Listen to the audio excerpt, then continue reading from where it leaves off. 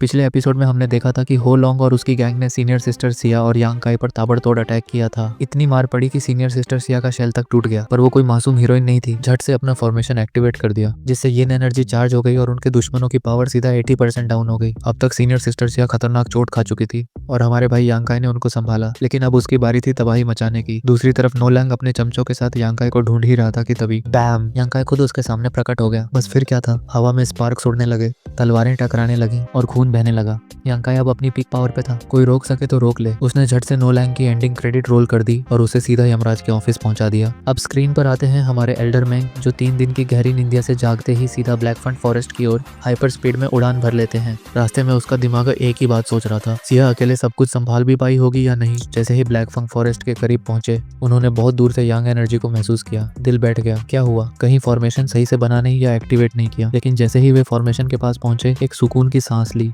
उन्होंने देखा कि सीनियर सिस्टर सिया ने अपना काम परफेक्ट तरीके से कर दिया था। एल्डर मैंग सोचने लगे, इस फॉर्मेशन के रहते ना कोई अंदर जा सकता है ना बाहर आ सकता है, मतलब फुल सेफ्टी। वैसे तो एल्डर मैंग इसे चुटकी में तोड़ सकते थे, लेकिन उन्होंने सोचा इस लड़की की मेहनत बर्बाद नहीं करूंगा और बाहर खड़े होकर इंतजार करने लगे। अब इधर देखो, यांग काई का नो लैंग को मारने के बाद भी पावर घटने के बजाय और बूस्ट हो गई। वो सोचता है, अरे यार मेरी एनर्जी टॉप लेवल पर है, फिर काहे ना इसका पूरा इस्तेमाल करूं। और बस बिना वक्त गवाए उसने अपनी ब्लड रोर टेक्निक का इस्तेमाल करते हुए उसने पूरी दुनिया को अपनी लोकेशन बता दी। अब दुश्मनों को खुद चलकर आना था। इतना खतरनाक कि बेचारे मास्टर वैन के मुंह से खून निकल आया। मास्टर वैन, ससुरा ये क्या था, मेरी तो अंदरूनी नसें फट गईं। उस बेवकूफ सीनियर सिस्टर सिया की वजह से मेरी कल्टीवेशन सीधा 10 गुना नीचे गिर गई। अब मैं सिर्फ कायन रेल्म 9th लेवल पर हूँ। तो फिर भड़कते हुए बोल, कौन है वो लड़की जिसने ये प्रोफाउंड फॉर्मेशन बनाया। जिस बंदे की पावर ट्रू एलिमेंट रेल्म में है, वो किसी ट्रू यूएन रेल्म की 5th लेवल की लड़की के सामने टॉय की तरह क्यों लग रहा है। ये सब क्या हो रहा है। पर हो लॉन्ग था चिल मोड में। अरे चाचा फालतू गुस्सा मत कर, उस कमीने यांग काई ने खुद अपनी लोकेशन लीक कर दी है। अब देखता हूँ ये बचता कैसे है। अब यांग काई पूरे बैटल मोड में था।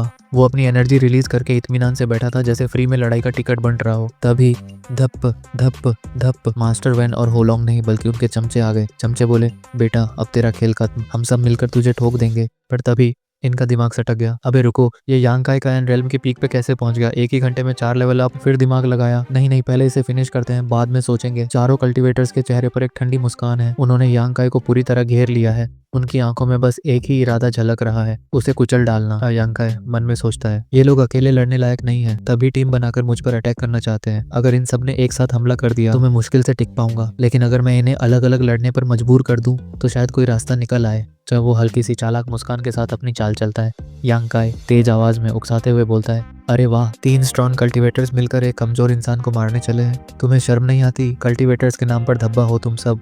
यू लैंग का चेहरा गुस्से से लाल हो जाता है, उसकी मुट्ठियां भींच जाती हैं। यू लैंग गुस्से में चीखते हुए बोलता है, तू क्या समझता है खुद को, मैं अकेला ही तेरा काम तमाम करने के लिए काफी हूँ। लेकिन तभी गैंग लीडर हाथ उठाकर उसे रोक देता है। उसकी आंखें शार्क जैसी ठंडी हैं, चालाकी और अनुभव से भरी हुई। लीडर गंभीर और ठंडे लहजे में बोलता है, शांत रहो, ये लड़का बहुत चालाक है, इसकी बातों में मत आना। हम इसे चारों तरफ से घेर कर एक साथ हमला करेंगे, इसे भागने का कोई मौका मत देना। यांग काई मन में सोचता है, अब तो लड़ाई और भी मुश्किल होने वाली है, लेकिन अगर मैं सिर्फ डिफेंस करता रहा तो जिंदा नहीं बचूंगा। मुझे अपनी पूरी ताकत झोंकनी होगी। यांग काई अपनी स्पिरिचुअल एनर्जी हथेलियों में इकट्ठा करने लगता है। हवा में हलचल होने लगती है, उसकी बॉडी से हल्की ब्लू फ्लेम जैसी एनर्जी निकलने लगती है। गैंग लीडर को महसूस होता है कि यांग काई कुछ बड़ा करने वाला है, इसलिए वह खुद भी पूरा जोर लगाकर अपनी पावर रिलीज करता है। हाथ दोनों की ताकत टकराती है, जिससे जमीन में दरारें पड़ जाती है। गैंग लीडर बिजली की तेजी से आगे बढ़ता है और दोनों हाथों से एक घातक पाम स्ट्राइक फेंकता है, लेकिन यांग काई भी पीछे हटने के बजाय अपनी पूरी ताकत के साथ पलटवार करता है। यांग काई बोलता है, अब तू बच नहीं सकता। एक जबरदस्त झटका पूरे एरिया में फैल जाता है,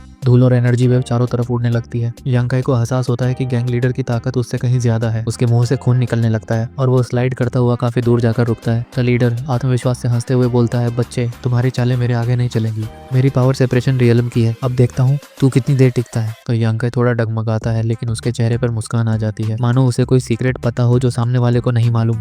यांग काई खून थूकते हुए हल्की हंसी के साथ बोलता है, इस एक अटैक को करने में मेरे 10 ड्रॉप लिक्विड गए हैं, अब देखता हूँ तू इससे कैसे बचता है। तो अचानक गैंग लीडर की बॉडी में अजीब सी जलन होने लगती है, उसके चेहरे की मुस्कान गायब हो जाती है और उसकी जगह एक डरावनी चीख निकलती है। लीडर तड़पते हुए आंखें चौड़ी करके बोलता है, ये क्या हो रहा है, मेरी बॉडी क्यों जल रही है। धीरे धीरे उसकी बॉडी अंदर से गलने लगती है, उसके ऑर्गन्स डिस्ट्रॉय होने लगते हैं और देखते ही देखते उसकी चीखें हमेशा के लिए शांत हो जाती हैं। बाकी दोनों कल्टीवेटर्स हैरान रह जाते हैं, उनके चेहरे पर पसीना आ जाता है। एक कल्टीवेटर डरते हुए बोलता है, क्या सच में वो लड़का इतना ज्यादा पावरफुल था। यू लैंग गंभीर होते हुए बोलता है, नहीं बेवकूफ, ये उसकी असली ताकत नहीं थी, उसके पास कोई सीक्रेट हिडन वेपन है, वरना वो कभी हमारे सीनियर ब्रदर युआन की डिफेंस तोड़ नहीं सकता। उसके दिमाग में एक शैतानी प्लान आ चुका था।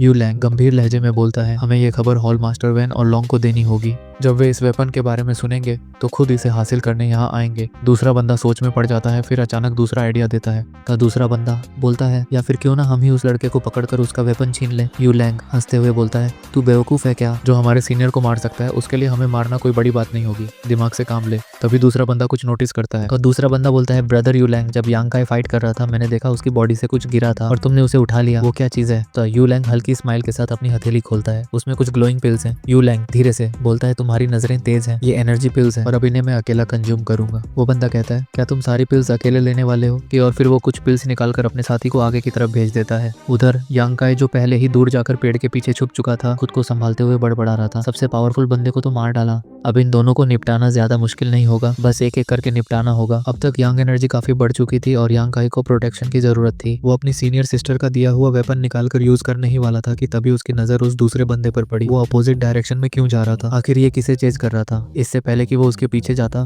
तभी उसकी नजर वहां मौजूद कंडेंस्ड ड्यू पर पड़ी।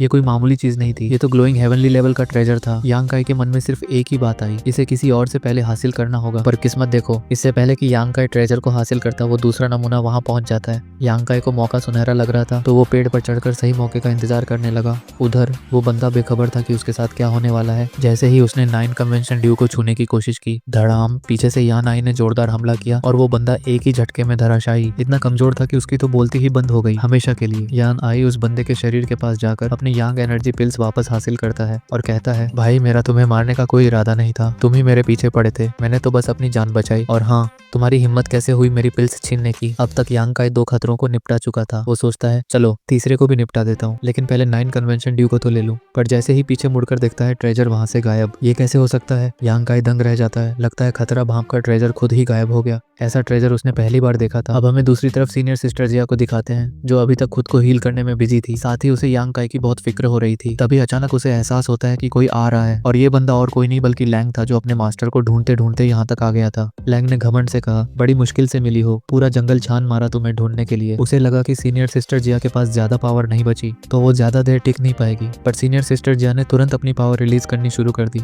लैंग आगे बढ़ते हुए धमकी देता है, देखो चीजें मुश्किल मत बनाओ, चुपचाप मेरी बात मान लो, नहीं तो यंग मास्टर को बुला लूंगा। इस पर सीनियर सिस्टर जिया का खून खोल उठता है, लेकिन तभी उसके चेहरे पर एक अजीब सी मुस्कान आ जाती है। वो कहती है, जूनियर ब्रदर तुम आ गए, मैं कब से इंतजार कर रही थी। लैंग हंसता है, मुझे बेवकूफ समझ रखा है, ये छोटी मोटी ट्रिक मुझ पर काम नहीं करेगी। पर जैसे ही उसने मुड़ने की कोशिश की, धड़ाम एक जोरदार अटैक और लैंग के मुंह से खून निकल पड़ा। एक झटके में उसका भी खेल खत्म। ये हमला यांग काई ने किया था। अगर लैंग थोड़ा और जल्दी मुड़ जाता तो कुछ सेकंड ज्यादा जी सकता था। यांग काई गुस्से में कहता है, मेरी सीनियर सिस्टर जिया किसी से नहीं डरती, और तुम क्या सोच रहे थे कि लॉन्ग के नाम पर डर जाऊंगा? सीनियर सिस्टर जिया यांग काई को सही सलामत देखकर खुश तो होती है, लेकिन तभी यांग काई की बॉडी में तेज दर्द शुरू हो जाता है। वो बुरी तरह घायल था। सीनियर सिस्टर जिया उसे संभालती है और कहती है, देखो अपनी हालत, 2 घंटे में कितनी खतरनाक फाइट कर चुके हो।